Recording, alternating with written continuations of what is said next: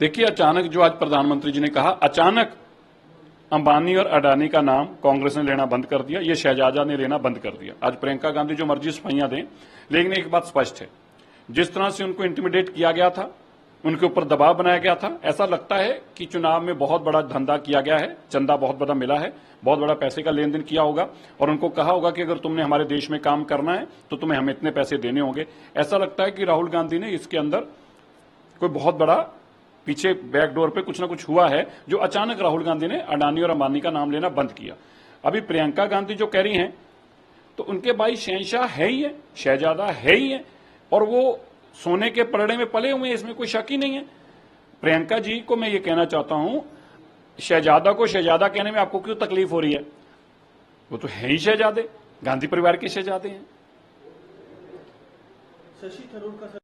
शशि थरूर ने जो बांग्लादेश में आर्टिकल छापकर हमारे जम्मू कश्मीर को इंडिया एडमिनिस्ट्रेटेड स्टेट कहा है, मतलब हमारा वो मुल्क नहीं है, हमारे मुल्क का हिस्सा भिन्न अंग नहीं है, बस सिर्फ हम उस पर एडमिनिस्ट्रेशन करते हैं।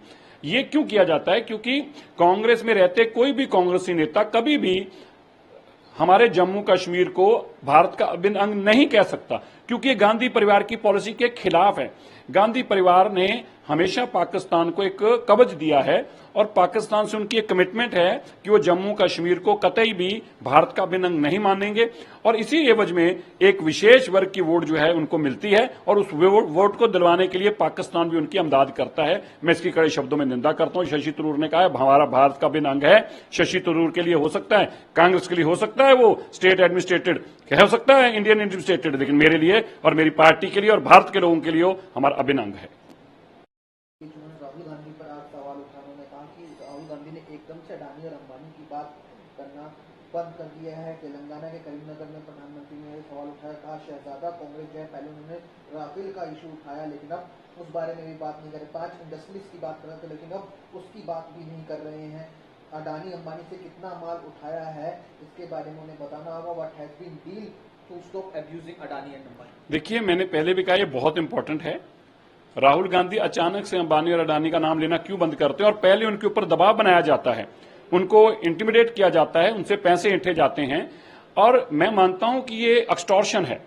ये कांग्रेस का एक एक्सटॉर्शन का डिपार्टमेंट है कि पहले आप इंटिमिडेट करो, उनको ये बताओ कि तुमने भारत में काम करना, हम तुम्हारा विरोध करेंगे, और फिर उनको मजबूर करो सरेंडर करने के लिए। ये कांग्रेस की और गांधी परिवार ने जो एक्सटॉर्शन किया, कितने करोड़ों रुपए की किया, इसके जवाब जरूर देश के लोग मानते हैं। मोदी जी ने सच कहा है, आजकल अंबानी और अडानी का नाम राहुल के मुंह से क्यों मिसिंग है। प्रधानमंत्री ने 16 लाख करोड़ रुपए बिजनेसमैन के माफ करे, इन किसानों का 1 रुपया माफ नहीं करा किसी का भी। ये प्रियंका गांधी झूठ बोलती है, राहुल गांधी झूठ बोलते हैं, और ये झूठ बोलना इनको सोनिया गांधी जी सिखाती हैं। देश में 16 लाख करोड़ तो छोड़िए, 1600 करोड़ रुपया भी किसी का माफ नहीं हुआ। ये केवल और केवल कांग्रेस का काम था 2G के नाम पे 12 लाख करोड़ रुपया ले खा जाना। ये कांग्रेस का काम था 2G, जीजा जी, कोल जी, ये सब काम उनका था। भारत के अंदर आज मोदी जी की सरकार के अंदर जिन जिन लोगों को इन्होंने पैसा लुटाया था, आज उनको मोदी जी जेलों में डाल रहे हैं, इसलिए प्रियंका गांधी को तकलीफ हो रही है। सैम पित्रोदा के लोग किस तरह से आप लोग देख रहे हैं, बीजेपी का कैसा है? सैम पित्रोदा मानसिक संतुलन खो चुके हैं। अब समझ में आता है कि राहुल गांधी जिसको अपना मेंटर मानते हैं, तो राहुल गांधी भी इसी तरह पगलों वाली स्टेटमेंट रोज देते हैं। सैम पित्रोदा ने जो कहा है, मैं इसकी जहां कड़े शब्दों में निंदा करता हूं। हम एक प्राउड इंडियन है, हम भारतीय हैं। ये जो हमारे लोगों को कहा जा रहा है कि तुम चीने हो, हमारे एक भारत के लोगों को कहा जा रहा है कि तुम साउथ अफ्रीकन काले हो, दूसरे हमारे भारत के लोगों को कहा जा रहा है कि तुम अरबी हो, और किसी को कहा जा रहा है कि तुम गोरे हो।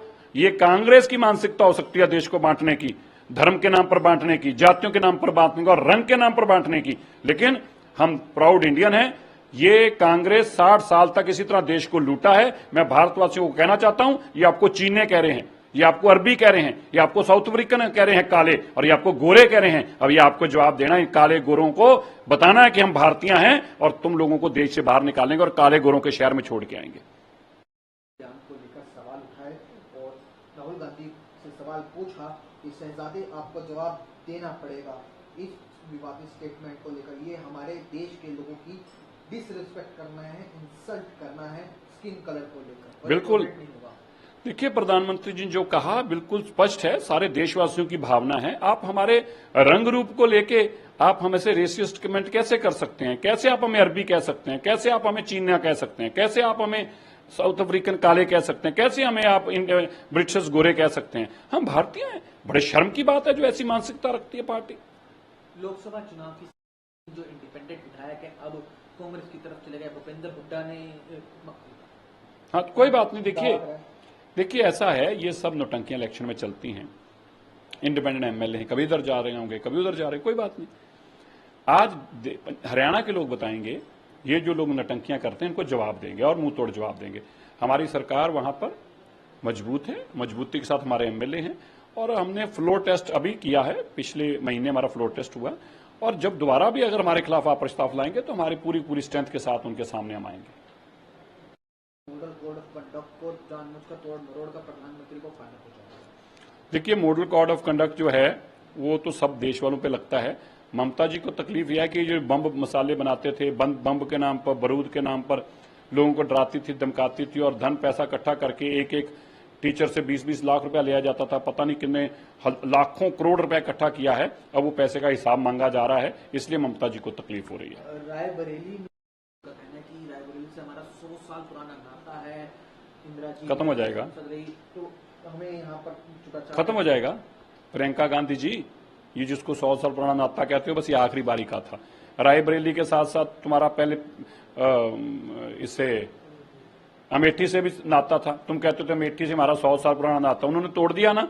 वायनाड वालों ने भी तोड़ दिया। ये रायबरेली वाले भी इस बार तुम्हारी असलियत लोगों के सामने ला देंगे। नाता यहां से भी टूटेगा। और एक बात याद रखना प्रियंका जी, इस रायबरेली ने गांधी परिवार का राजनीतिक करियर खड़ा किया था और यही रायबरेली इस बार गांधी परिवार का राजनीतिक करियर का अंत करेगी। जनसभा में काफी कुछ कहा और गंभीर आरोप लगाया। उन्होंने कहा कि प्रधानमंत्री पूरे तरीके से डरे हुए हैं, जो आखिरी टर्म है वो जाने वाले हैं। जनता इस डिक्टेटर गवर्नमेंट की विदाई तय कर चुकी है। ये फीस ज्यादा है, इन लोगों को जाना ही होगा। धर्म को धर्मांतरण करके धर्म क्षेत्र से लोगों को गुमराह कर रहे हैं। कपूरी ठाकुर रिजर्वेशन लेकर आए थे, इन्होंने श्रेय लिया। पहले ही बैकवर्ड के लिए रिजर्वेशन हो गया था बिहार में। देखिए, कौन डरा हुआ है ये पूरा देश देख रहा है। करप्शन के केसेस में जो जेल जा रहे हैं वो डरे हुए हैं। जो गरीब लोगों का चारा खा गए, जानवरों का चारा तक खा गए, वो डरे हुए हैं। जिन्होंने नौकरी के नाम पर लोगों की जमीनें अपने नाम लिखवा ली और ईडी सीबीआई हिसाब मांगती है, वो डरे हुए हैं। डरे हुए वो हैं जो बार बार सबको इकट्ठा कर कहते हैं मोदी के खिलाफ लड़ाई लड़ेंगे। ये डरे हुए लोग हैं। मोदी जंगल में अकेला शेर है, पूरी दुनिया का एक शेर है। उसको ना कोई डरा सकता है, ना ही वो किसी को डराता है। अब ये लालू परिवार को देखना होगा। तुम डराने की कोशिश करोगे तो तुम्हारा नुकसान हो जाएगा। आखिरी सवाल, तेजस्वी यादव, कॉन्स्टिट्यूशन ये लोग बदलेंगे, रिजर्वेशन हटाएंगे, लेकिन महागठबंधन की सरकार आती है तो ऐसा नहीं होने देंगे। हम सबसे पहले जातिगत जनगणना में आने आप करवाएंगे। 400 का वादा करने वाले और 400 के सपने दिखाने वाले लोग 150 भी नहीं होते। देखिए, अगर हिम्मत है तेजस्वी यादव के ऊपर तो इस बात का जवाब दें कि जो कांग्रेस कह रही है कि अगर हम सत्ता में आएंगे तो एससी और बीसी की रिजर्वेशन खत्म करके मुस्लिम को देंगे, क्या तुम उसका विरोध कर सकते हो?